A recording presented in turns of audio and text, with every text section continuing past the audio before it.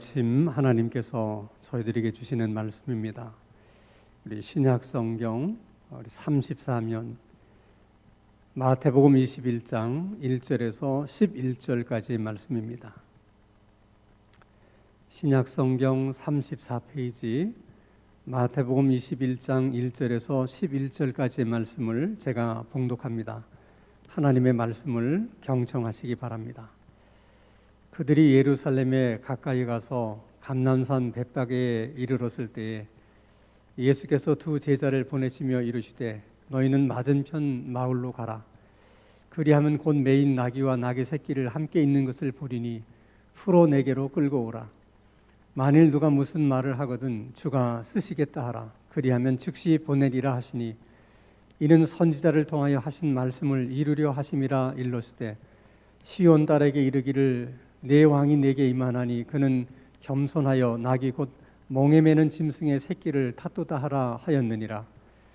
제자들이 가서 예수께서 명하신 대로 하여 나귀와 나귀 새끼를 끌고 와서 자기들의 겉옷을 그 위에 얹음에 예수께서 그 위에 타시니 무리의 대다수는 그들의 겉옷을 길에 펴고 다른 이들은 나뭇가지를 베어 길에 펴고 앞에서 가고 뒤에서 따르는 무리가 소리 높여 이르되 호산나 다윗의 자손이여 찬송하리로다. 주의 이름으로 오시는 이여 가장 높은 곳에서 호산나 하더라. 예수께서 예루살렘에 들어가시니 온 성이 소동하여 이르되 이는 누구냐 하거늘 무리가 이르되 갈릴리 나사렛에서 나온 선지자 예수라 하니라. 아멘. 하나님의 아들이신 예수님은 인간의 몸을 입고 이 땅에 오셔서 십자가의 죽음을 통해서 우리 인간들을 구원하셨습니다. 그것이 하나님의 아들이신 예수님이 인간의 몸을 입고 이 땅에 오신 이유이기도 합니다. 그것은 결국 하나님께서 인간들을 구원하시기 위해서 하나님의 아들이신 예수님에게 그 일을 하도록 하신 것이죠. 생각해 보면 그래서 이런 질문을 하게 됩니다. 하나님은 왜 그렇게까지 하면서 인간을 구원하려고 하시는 걸까? 무슨 이유 때문에 그렇게까지 하면서 인간을 구원해 내시려고 하시는 것일까? 하는 것입니다. 하나님께서 인간을 구원하시는 이유는 크게 두 가지입니다. 하나는 하나님의 사랑 때문입니다. 하나님의 사랑이 인간을 구원코자 하는 것이죠. 다른 한 가지는 하나님이 인간을 창조하셨기는 하지만은 지금의 인간은 하나님이 창조하신 그런 인간이 아닙니다. 모든 인간이 타락했고 모든 인간이 범죄했기 때문에 하나님이 처음 만드셨던 그 인간의 모습은 어디서도 우리가 찾아볼 수가 없습니다. 그래서 하나님은 내가 인간을 만들었을 때는 이런 인간이 아니었는데, 그래서 하나님께서 처음 인간을 만드셨던 그 인간으로 모든 인간을 되돌리고 싶어 하십니다. 그런 목적 때문에 인간을 구원하시는 것입니다. 그래서 예수님이 재림하시고 이 땅에 이제 하나님의 나라가 이제 완성이 되고 우리의 구원이 완성이 되게 되면 구원받은 우리들은 타락하기 이전에 아담과 이브의 모습으로 범죄하기 전에 인간의 모습으로 그렇게 영원히 살게 되는 것입니다. 자, 예수님은 우리가 잘 아는 것처럼 33년을 사시다 가셨습니다. 그 33년 중에 30년은 가족들과 함께 가족들을 위해서 사셨던 삶이고 나머지 3년은 메시아로서의 사역을 감당하기 위해서 사셨던 삶입니다. 그래서 우리가 특별히 30년은 예수님의 사생활이라고 말하고 또 그 3년은 예수님의 공생애라고 그렇게 우리가 구분해서 말하는 것입니다. 그리고 그 공생의 3년의 마지막은 십자가였습니다. 그래서 우리는 또 이런 생각을 하게 되는 것입니다. 십자가를 위해서 공생의 3년이라는 시간이 꼭 필요했던 것일까?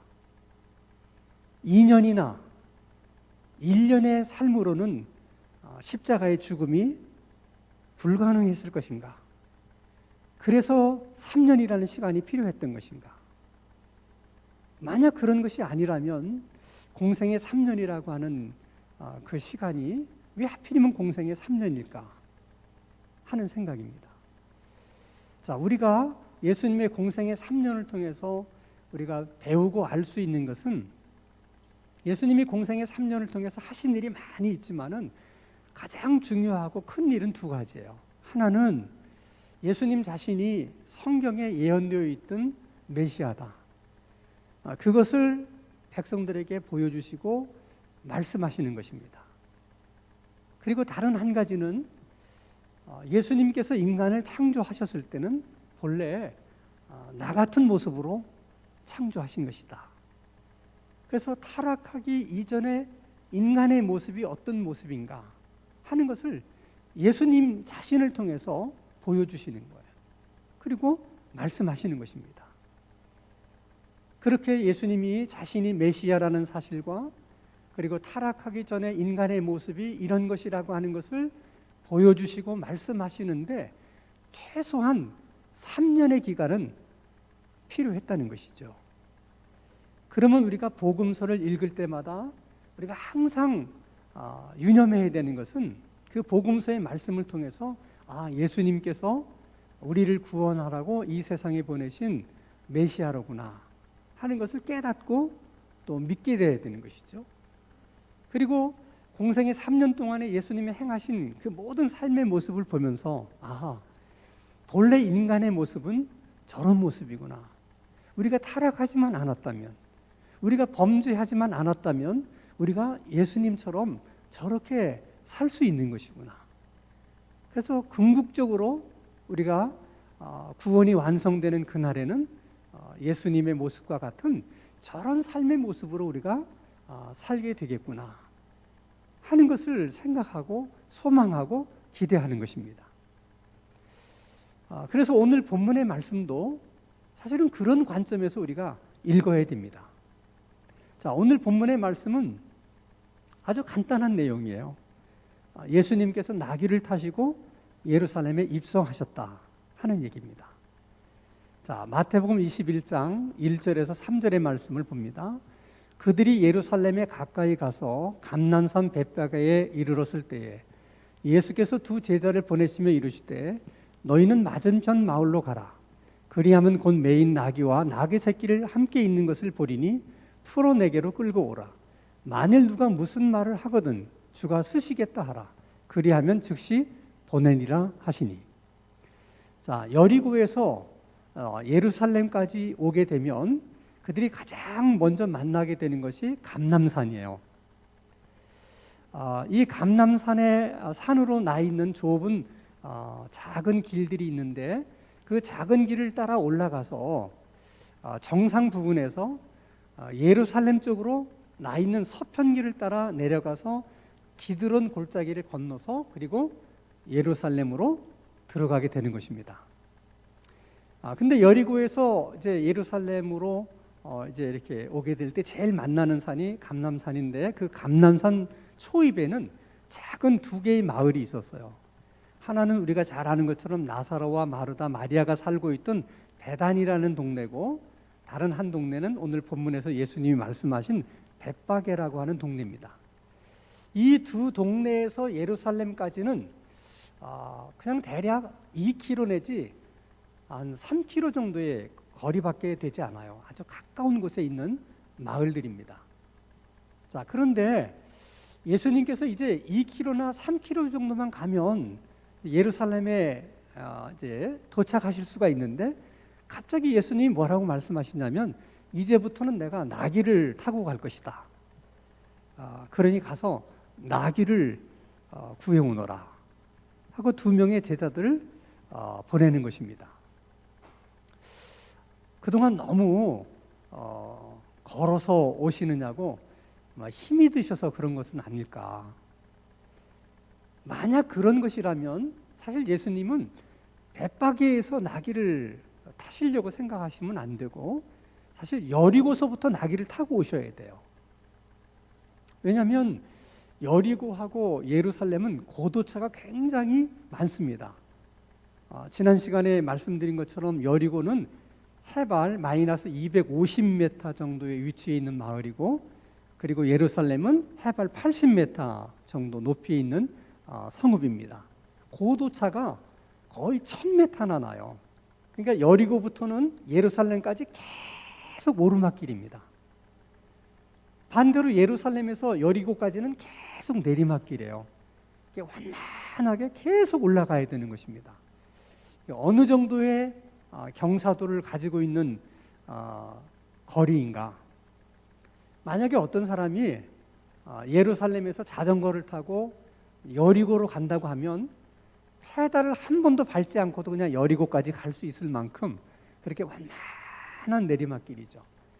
그래서 순례자들이 생각할 때 예루살렘까지 가는 길 중에 가장 난 코스, 어려운 코스가 여리고에서 예루살렘 구간이라고 생각을 했어요. 정말 걷는 것이 힘들다면 예수님이 어디서부터 나귀를 타고 가셔야 좋아요? 여리고에서부터 나귀를 타고 가시는 게 좋습니다. 근데 왜 하필이면 그 어려운 코스도 잘 걸어 오셨는데 이제 2-3km밖에 남지 않은 그 시점에서 굳이 나귀를 타시겠다고 말씀하시느냐? 이제 그 면도 이해가 안 되지만 이해가 안 되는 것은 그 점만이 아니에요. 예수님께서 두 제자를 보면서 나귀를 이제 가지고 오라 말씀하실 때 뭐 돈을 주면서 어디 가서 나귀가 있으면 나귀 한 마리 사가지고 오너라 그렇게 말씀하신 것도 아니고, 또 제자들에게 어디를 가면 나귀가 이렇게 묶여 있는 것을 볼 것이다. 내가 이미 사전에 나귀 주인과 얘기를 다 했기 때문에 얘기가 다 끝났으니까 그냥 너희들은 가서 예수님께서 나귀를 끌고 오라고 그랬습니다. 그러면 알아서 줄 것이니까 끌고 오너라. 아니 그렇게 말씀하셨다면 뭐 가서 나귀를 끌고 오는 게 뭐 어렵겠어요. 아니 그런데 남의 나귀를 아무 말도 없이 가서 풀어서 끌고 온다. 여러분 같으면 그렇게 하실 수 있겠어요? 그리고 또 예수님 하시는 말씀이 주인이 왜 남의 나귀를 풀어서 끌고 가느냐 물으면 주님께서 쓰시겠다고 그럽니다. 아니 그 말 한마디 하면 다 끝나는 겁니까? 얘기가? 사실은 말이 안 되는 얘기죠. 자, 그럼 나귀 주인의 입장에서도 생각해 보세요. 아무리 나귀가 흔한 동물이기는 해도 그래도 꽤 돈이 나가는 동물인데, 아니 자기 재산을 가지고 가겠다는데 그냥 별말 없이 그냥 가지고 가라고 이렇게 내줄 수 있는 주인이 도대체 얼마나 있겠습니까? 도대체 그 주인은 무슨 생각으로 그렇게 한 것이겠습니까? 이게 이해가 안 되니까 이제 많은 성서학자들이 이제 나름대로 이제 추정을 하는 거예요.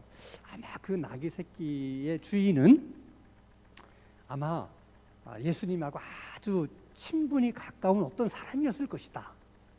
아니면 12제자에는 속하지 않았지만은 평소 예수님을 따랐던 예수님의 제자 중에 하나였을 것이다. 뭐 이렇게 이제 해석하는 분도 있고, 아니면 예수님께서 이미 오래전에 이런 일이 있을 것을 예상하고 그 나귀 새끼 주인에게 이미 다 의논하고 또 상의를 한 문제였을 것이다. 그것도 아니라면 예수님께서 말씀 한마디로 풍랑이는 바다를 잠잠케 하잖아요. 이게 예수님의 권세고 권위입니다. 그런 것처럼 왜 그러느냐?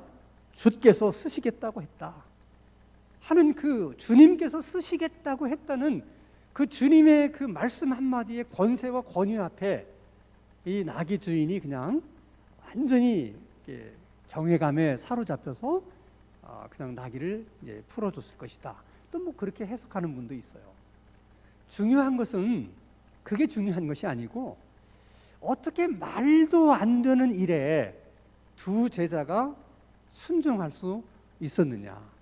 어떻게 말도 안 되는 일에 그 나귀 새끼 주인이 순종할 수 있었느냐. 게다가 예수님이 지금 예루살렘에 가려고 하는 이유가 뭐예요? 그 예루살렘에서 십자가가 기다리고 있는 거예요. 예루살렘으로 가면 십자가를 지고 죽어야 되는 거예요. 그것을 뻔히 알면서 지금 가고 있는 것이죠. 그건 말이 됩니까? 이렇게 말이 안 되는 예수님, 말이 안 되는 두 제자, 말이 안 되는 나귀 새끼 주인. 그러나 그들은 말이 되지 않았지만은 모두가 다 순종했다는 거예요. 예수님은 지금 이 사건을 통해서 그 메시지를 우리에게 강력하게 전달하고 싶은 것입니다. 하나님께서 처음으로 인간을 만드셨을 때 그 인간은 이렇게 말이 안 돼도 다 하나님의 말씀에 순종하는 그런 사람들이었다는 거예요. 그래서 결국 예수님께서 예루살렘에 들어가셔서 본인이 세우실 하나님의 나라, 하나님의 왕국이 어떤 것이냐. 결국은 이렇게 하나님의 말씀에 말이 안 돼도 다 순종할 줄 아는 그런 백성들로 이루어지는 나라. 주님은 그런 나라를 지금 만드시려고 한다는 것입니다. 자, 주께서 쓰시겠다 하라는 말씀 한마디로 묶여있던 나귀가 풀려나게 됩니다. 예수님께서 쓰시려고 묶여있는 나귀를 풀으신 것이죠. 이것은 나귀에게만 적용되는 문제가 아니에요. 하나님이 우리를 쓰실 때도 마찬가지예요. 하나님이 우리를 쓰시려고 할 때 어떤 경우에는 질병에 묶여있는 사람을 질병에서 풀어 건강케 하셔서 주님이 쓰시기도 하고, 또 어떤 사람은 사업과 물질에 얽혀있는 사람을 그것을 풀어서 하나님께서 그 사람을 쓰시는 경우도 있습니다. 그런 경우들이 있기 때문에 우리가 하나님 앞에 이렇게 간절히 기도할 수 있는 거예요. 하나님, 나를 질병에서 풀어주십시오. 그러면 주님이 주시는 그 건강을 가지고 남은 생에 주님을 위해서 살겠습니다. 그 건강을 다른 데 쓰지 않고 주님을 위해서 쓰겠습니다. 이런 기도가 필요한 것이죠. 또 사업이나 물질로 묶여 있을 때도 하나님, 묶여 있는 이 물질의 문제만 풀어주신다면 주신 그 물질을 이제는 나를 위해서 쓰지 않고 정말 주님을 위해서 쓰겠습니다. 그리고 정말 풀어주시면 그 약속을 우리가 지켜야 되는 것이죠. 어쨌든 여러분, 우리가 우리 삶을 온전히 하나님께 드려서 정말 하나님께서 우리를 쓰시도록 우리 자신을 내어드린다면 우리가 어떤 것에 묶여 있든지 반드시 하나님은 풀어서 자유케 해 주실 것입니다. 그런 하나님의 은혜가 오늘 말씀을 듣는 우리 모두에게 있게 되기를 주님의 이름으로 축원합니다. 자, 이제 예수님이 나귀를 타시고 예루살렘에 왜 입성을 하시는지에 대해서 생각해 보겠어요. 본래 이스라엘 땅에서는 말이 생산되질 않아요. 그러니까 이스라엘 땅에 있는 말은 모두가 다른 나라에서 수입해 온 겁니다. 말을 수입하는 이유는 다 그것을 군사적인 용도로 쓰기 위한 것입니다. 근데 상대적으로 나귀는 이스라엘 땅에서 많이 생산되는 동물 중에 하나예요. 가장 흔한 짐승 중에 하나가 나귀입니다. 자, 그러면 예수님께서 나귀를 타고 예루살렘에 입성하신 것은 말을 구하기가 어렵고 상대적으로 나귀가 손쉽게 구할 수 있었기 때문에 나귀를 타고 입성하신 것일까? 꼭 그런 것만은 아닙니다. 자, 스가랴서 4장 4절 말씀을 보면 마지막 부분에 예수님은 겸손하셔서 나귀를 타셨다, 그런 말씀이 있어요. 그러니까 이미 구약 성경 스가랴서에 예언되기를 예수님은 나귀를 타고 예루살렘에 입성하실 것이다, 이렇게 예언되어 있기 때문에 예수님께서 그 예언의 성취를 위해서 나귀를 타신 거라는 거예요. 자, 그럼 우리는 또 이런 생각을 할 수 있죠. 자, 구약 성경에서 그렇게 예언되어 있기 때문에 예수님이 그렇게 하신 거는 이해가 돼요. 아니, 그럼 구약 성경에 예언되기를 예수님이 말을 타고 예루살렘에 입성하실 것이다, 왜 그렇게 예언되지 않고 하필이면 나귀를 타고 입성하게 될 것이라고 예언을 했겠냐는 거죠. 적어도 우리 생각에는 예수님이 그래도 마지막 예루살렘에 입성하는데 아주 말을 타고 입성을 하면 뭔가 좀 늠름해 보이고 또 메시아로서의 어떤 좀 품위도 있고 그렇지 않겠습니까? 그런데 나귀 새끼라고 하는 것은 사람이 올라타면 발이 땅바닥에 닿을 듯 말 듯한 그런 작은 동물이죠. 그런 나귀를 타고 예루살렘에 입성하는 모습을 상상해 보면 뭔가 이거는 좀 품위도 없어 보이고 좀 뭔가 좀 어색하다는 느낌이 들지 않습니까? 그런데도 굳이 왜 성경에는 예수님이 꼭 나귀를 타고 입성하도록 그렇게 예언이 되어 있는 것일까? 그것은 나귀가 상징하는 중요한 특징 때문에 그래요. 나귀는 주인이 정해준 구유에서만 먹는 특성을 갖고 있다고 그래요. 그러니까 다른 구유에서는 먹질 않아요. 자기 주인이 만들어준 구유, 자기 주인이 밥을 주는 그 구유에서만 먹는 거예요. 그래서 많은 사람들이 생각하기를 나귀는 자기 주인에게 순종하는 짐승이다, 그런 인식이 많이 있는 거죠. 이스라엘 백성들의 생각 속에는. 그래서 이사야서 1장 3절 말씀을 보면 이런 말씀을 해요. 소는 그 임자를 알고 나귀는 그 주인의 구유를 알건만은, 이 말의 의미는 나귀는 그 주인의 말씀에 순종하거늘, 왜 이스라엘 백성들은 하나님을 자기 주인인지도 모르고 그 주인의 말씀에 순종하지 않느냐, 지금 그 말씀을 하시는 것이죠. 자, 나귀가 가지는 또 하나의 특성은 겸손함이에요. 왜 나귀를 겸손하다고 보느냐? 그것은 자기 주인의 말에 철저하게 순종하기 때문이에요.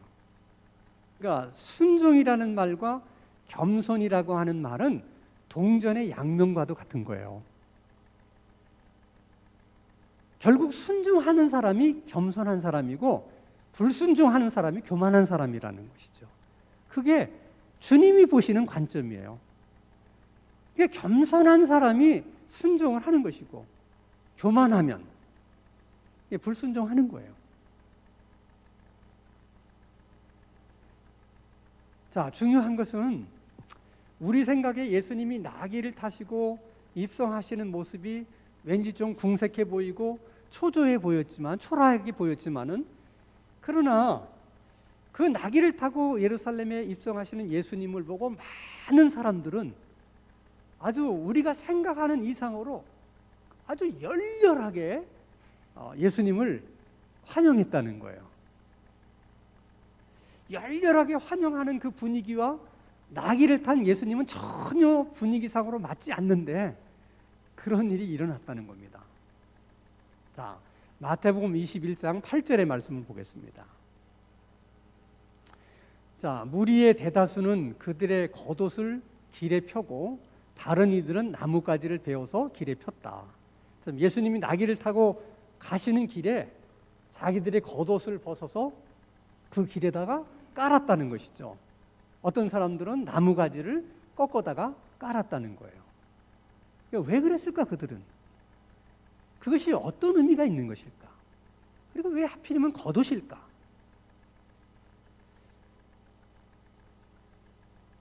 특별히 이스라엘 백성들에게서 겉옷이라고 하는 것은 우리들이 생각하는 것 이상으로 소중한 의미와 가치가 있는 것이 겉옷이에요. 왜 그러느냐? 자, 민수기 15장 38절 말씀을 보면 하나님이 이렇게 이스라엘 백성들에게 명합니다. 이스라엘 자손에게 명령하여 대대로 그들의 옷단 귀에 술을 만들고 청색끈을 그 위에 술에 둬라. 우리는 언뜻 이해가 되지 않는 것인데 설명하면 이런 거예요. 지금 제가 입은 양복이 겉옷이잖아요. 이렇게 그들에게도 이렇게 겉옷이 있는데, 자, 우리가 옷을 만들 때 보면 실을 가로 세로로 이렇게 엮어서 이렇게 싸서 옷을 만들잖아요. 그래서 그렇게 해서 이제 면을 만들어서 옷을 만들면 가로 세로로 직조를 해야 되는데 끝 부분에 가서는 이렇게 가로 세로로 직조하지 않고 세로로 그냥 실을 놔두라는 거예요. 이렇게 실을 쭉 놔둡니다. 그러면 그 내려온 실을 여러 가닥을 이렇게 꼬아가지고 묶어요. 그게 술이에요. 그러니까 옷단 끝에는 그런 것들이 이렇게 많이 달려 있는 것이죠. 근데 그것이 이스라엘 백성들에게 어떤 의미가 있느냐면 그것이 그들이 지켜야 될 율법을 상징하는 거예요. 그래서 자기 겉옷에 달린 그 술을 보면서 우리는 하나님의 율법을 지켜야 되는 백성이구나. 그리고 나는 율법을 지켜야 되는구나 하는 것을 기억하는 것이죠. 그러니까 이 겉옷이 굉장히 중요한 거예요. 또 일부 사람들은 자기가 입고 있는 그 겉옷이 그런 중요한 의미가 있기 때문에 그 겉옷은 자기의 신분이나 자기 지위나 어떤 자기의 어떤 가지고 있는 무엇인가를 표현하려고 하는 도구로도 사용했다는 거예요. 그러니까 그 겉옷이 그만큼 그 사람에게는 중요한 역할을 하는 것이죠. 근데 그것을 벗어서 길가에다가 깔았다. 이거는 상상하기가 어려운 일이에요. 그럼 그 행위라는 게 뭐냐? 나의 모든 것을 주님 발 아래 놓습니다. 주님이 나의 주인이시고 주님이 나의 왕이십니다. 다시 말하면 자기를 던져서 주님이 자기를 밟고 지나가도록, 그렇게 자기는 메시아의 종이라는 거예요. 겉옷을 길가에 던지면서 지금 예수님을 메시아로 예우하는 것이고 그렇게 신앙 고백을 하는 것이죠. 자, 겉옷을 입고 있지 않았던 사람들은 나무가지를 베어다가 깔았는데 그 나무가지는 그냥 보통 나무가지가 아니고 요한복음 12장에 보면 종려나무가지라고 그래요. 이 종려나무가지를 대추야주 나무라고도 부릅니다. 이스라엘에서 가보면 가장 멋있는 나무예요. 아주 곱게 쭉 뻗었는데 정말 그 나무를 보면 그렇게 우아하고 그 품위가 있어 보여요. 나무 모양이. 그래서 그들은 이 종려나무 가지가 그렇게 아름답게 생겼기 때문에 뭔가 이렇게 아름다움을 상징하는 나무, 영광을 상징하는 나무, 기쁨을 상징하는 나무, 또는 승리를 상징하는 나무, 그런 생각으로 종려나무를 생각했어요. 그래서 어떤 장수가 전쟁에 나가서 승리하고 돌아올 때 많은 사람들이 그 개선 장군을 환영해 줄 때 이 종려나무 가지를 사용했어요. 나무 가지를 꺾어서 그 개선하는 장군 오는 길에다가 깔기도 하고 그 종려나무 가지를 흔들면서 열렬히 개선 장군을 환영했는데 지금 많은 백성들이 예수님을 그렇게 환영하는, 메시아로서 그렇게 환영하고 있는 거예요. 호산나 우리를 구원하소서, 호산나 우리를 구원해 주소서. 그렇게 지금 그들이 예수님을 메시아로서 환영하고 있다는 것이죠. 자, 언뜻 생각하면 지금까지 공생의 3년 동안에 우리가 전혀 보지 못했던 광경을 우리가 보고 있는 거예요. 아니, 왜 갑자기 이런 분위기가 만들어졌을까? 아마도 그것은 여리고에서부터 예수님과 함께 순례길에 올랐던 그 사람들이 아마도 주도했을 것 같아요. 우리가 기억하는 대로 바로 하루 전날 여리고에서 무슨 일이 있었어요? 2명의 맹인의 눈이 이제 예수님의 이제 그 도움으로 눈을 뜨게 되는 기적이 있었잖아요. 바로 하루 전에 있었던 일이에요. 더 중요한 것은 그 눈을 뜬 그 장본인이 지금 그 순례자들과 포함되어 있다는 거예요. 자, 그들이 감난산 근처에 왔을 때는 북쪽에서 온 순례자, 남쪽에서 온 순례자, 이미 와 있던 순례자, 얼마나 많은 사람들이 지금 모여 있는지 모릅니다. 그때 예수님과 함께 왔던 여리고에서 온 순례자들이 뭐라고 얘기했겠어요? 이분이 바로 어제 2명의 장님의 눈을 뜨게 했다. 바로 이 사람들이다. 자, 이렇게 이야기가 시작되면 거기에 모였던 많은 사람들이 저마다 얘기하지 않겠어요? 나는 2년 전에 예수님이 문둥병자를 고치는 걸 봤다. 나는 1년 반 전에 예수님께서 오병이어로 5,000명을 먹일 때 나도 그 현장에 있었다. 이런 얘기들이 막 확산되면서 분위기가 막 고조되고 있었을 거라는 거죠. 그리고 때는 6월절이에요. 6월절은 뭘 기념하는 날입니까? 애굽의 포로로 있던 이스라엘 백성들이 애굽에서부터 탈출하고 구원받았던 날을 기념하는 날입니다. 자, 이런 예수님의 행하셨던 일들이 막 오고 가면서 분위기가 고조되니까 이분이야말로 우리를 로마에서 구원해 주실 메시아다. 그래서 그들이 우리를 구원하소서 호산나, 우리를 구원하소서 호산나, 이렇게 막 노래를 부른 것이죠. 문제는 그런 그들의 마음이 그렇게 오래 가지를 못했다는 거예요. 그들이 2, 3km를 그렇게 열렬히 호산나를 외치면서 열정적으로 메시아를 환영하면서 그렇게 왔는데 막상 그들이 예루살렘 성에 들어왔을 때 이런 일이 일어나게 됩니다. 마태복음 21장 10절, 예수께서 예루살렘에 들어가시니 온 성이 소동하여 이르되 이는 누구냐 하거늘. 이미 예루살렘 성전 안에도 이미 와 있는 많은 순례객들이 있었어요. 그리고 예루살렘 성전이었기 때문에 그 안에는 서기관과 바리새인, 특히 제사장들이 많이 있었을 것입니다. 근데 그들이 지금 성 안에서 있는데 저 바깥에서부터 뭐 소리를 지르면서 찬송을 부르고 오는데 예사롭지가 않은 거예요. 그래서 그들에게 묻는 겁니다. 도대체 저 사람이 누구길래 지금 너희들이 이렇게 하는 것이냐 물어요. 자, 그러면 뭐라고 대답을 해야 되겠습니까? 저분은 우리를 구원하기 위해 오신 메시아입니다. 그분은 바로 어제 2명의 맹인을 치료하셨습니다. 성경에도 기록되지 않았습니까? 메시아가 오시면 눈먼 자를 뜨게 해줄 거라고. 예수님은 그뿐만이 아니라 이런 기적과 이런 기적 행하신 우리가 기다렸던 메시아가 분명합니다. 이렇게 대답을 해야 되는 거 아닙니까? 네, 아쉽지만 그들이 그런 대답을 하지 못합니다. 마태복음 21장 11절에 그들이 이렇게 얘기합니다. 무리가 이르되 갈릴리 나사렛에서 나온 선지자 예수라 하니라. 갈릴리에서 온 선지자 예수입니다. 자, 그러면 정말 그들이 선지자를 위해서 자기 겉옷을 벗어 길가에 깐 것입니까?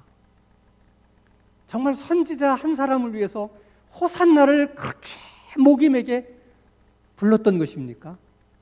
그렇지 않아요. 그들은 분명 메시아라고 생각했기 때문에 그렇게 한 것입니다. 근데 막상 종교 지도자들이 그렇게 물었을 때 그들은 종교 지도자들 앞에서 주눅이 들었어요. 그만큼 그 당시 종교 지도자들의 권세와 위세가 높았던 거예요. 우리가 저 종교 지도자들에게 밉보이면 6월절도 예루살렘에서 지키지 못하고 고향으로 쫓겨갈 수도 있다. 그런 두려움들이 생기면서 나사렛에서 온 선지자 예수입니다. 그렇게 답변을 한 것이죠.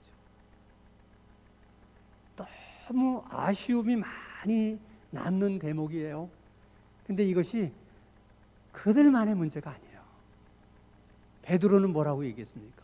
예수님, 다른 제자들이 다 예수님을 버릴지라도 저는 끝까지 예수님을 따를 것입니다. 약속했지만은 그 약속을 지키지 못했어요. 지금 그때의 무리들은 종교 지도자들에게 주눅이 들어서 할 말을 다 하지 못한 것처럼 요즘 교인들은 계속해서 교회를 비난하는 이 세상 사람들의 여론에 주눅이 들어서 정말 언제 어디서든지 누구 앞에서든지 저는 교회 다니는 사람입니다. 저는 예수 믿는 사람입니다. 예수님이 인간의 구세주십니다. 그렇게 정말 당당하게 말할 수 있을까? 아무도 장담할 수 없어요. 그래서 우리가 끊임없이 기도해야 되는 것이고 끊임없이 성령의 도움을 구해야 되는 것입니다. 바라기는 나귀 한 마리, 이름 없는 나귀 한 마리가 주님께 쓰임을 받았던 것처럼 우리들도 우리들의 남은 생에도 그렇게 주님 앞에 쓰임받는 인생이 되기를 바랍니다. 나귀가 그 주인의 말에 그렇게 순종하는 동물로 인식이 되었던 것처럼 우리도 우리의 주인 되신 주님의 말씀에 그렇게 순종할 수 있는 겸손한 주의 백성들이 다 될 수 있기를 바라고, 그런 크리스찬들이 될 수 있도록 우리 하나님께서 오늘 말씀을 듣는 우리에게 은혜를 베풀어 주시기를 주님의 이름으로 축원합니다. 거룩하신 아버지 하나님, 우리를 구원해 주신 목적이 하나님의 말씀에 순종하는 사람 되게 하는 것임을 항상 잊지 않고 기억하며 살아가게 하옵소서. 하나님의 말씀을 통해 순종을 배우게 하시고 우리 삶의 모든 환경을 순종을 훈련하는 기회로 삼을 수 있는 지혜도 허락해 주시옵소서. 순종의 은혜가 무엇인지 깨닫게 해주시고 순종이 주는 복이 얼마나 큰 복인지를 우리가 누리며 살아가는 우리들의 신앙생활이 되게 하여 주시옵소서. 예수 그리스도의 이름으로 기도하옵나이다. 아멘.